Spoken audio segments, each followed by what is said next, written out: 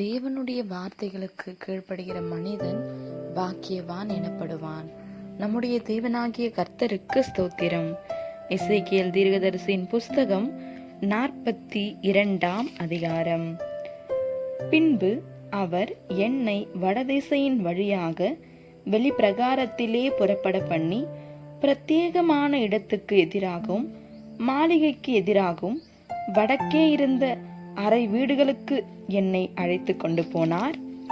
100 முழ நீளத்துக்கு முன்னே வடக்கு வாசல் இருந்தது.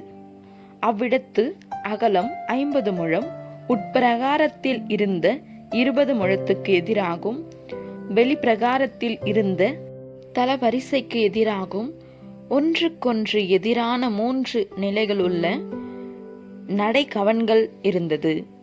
உட்புறத்திலே அறை வீடுகளின் முன்பாக 10 முழ அகலமான வழியும் 1 முழ அகலமான பாதையும் இருந்தது. அவைகளின் வாசல்கள் வடக்கே இருந்தது. உயர இருந்த அறை வீடுகள் அகலக்கட்டாயிருந்தது. நடைக்கவன்கள் கீழே இருக்கிற அறை வீடுகளுக்கும் நடுவாயிருக்கிறவைகளுக்கும் அதிக உயரமான மாளிகையாயிருந்தது. அவைகள் 3 அடுக்குகளாயிருந்தது. பிரகாரங்களின் தூண்களுக்கு இருந்தது போல அவைகளுக்கு தூண்கள் இல்லை. ஆகையால் தரையிலிருந்து அளக்க அவைகள் கீழேயும் நடுவேயும் இருக்கிறவர்களை பார்க்கிலும் அகலக்கட்டையாயிருந்தது. புறம்பே அறை வீட்டுக்குள்ளே எதிரே வெளிப்பிரகார திசையில் அறை வீடுகளுக்கு முன்பாக இருந்த மதிலின் நீளம் 50 முழம். வெளிப்பிரகாரத்தில் உள்ள அறை வீடுகளின் நீளம் 50 முழம். தேவாலயத்துக்கு முன்னே 100 முழமாயிருந்தது.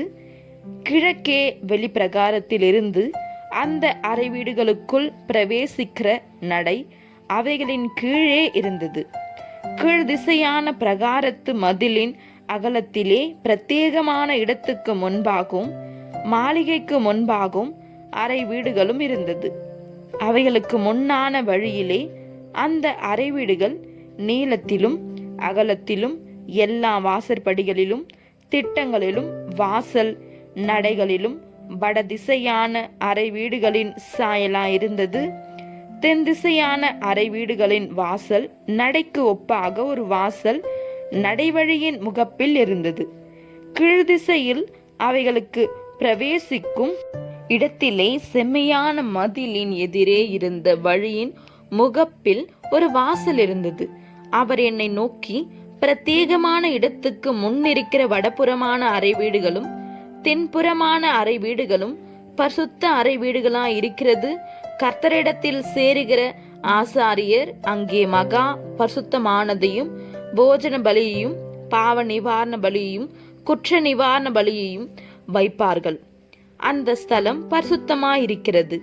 ஆசாரியர் உட்பிரவேசிக்கும் போது அவர்கள் பரிசுத்த ஸ்தலத்திலிருந்து வெளிப்பிரகாரத்துக்கு வராததற்கு முன்னே அங்கே தாங்கள் ஆராதனை செய்து உடுத்தியிருந்த வஸ்திரங்களை கழற்றி வைப்பார்கள்.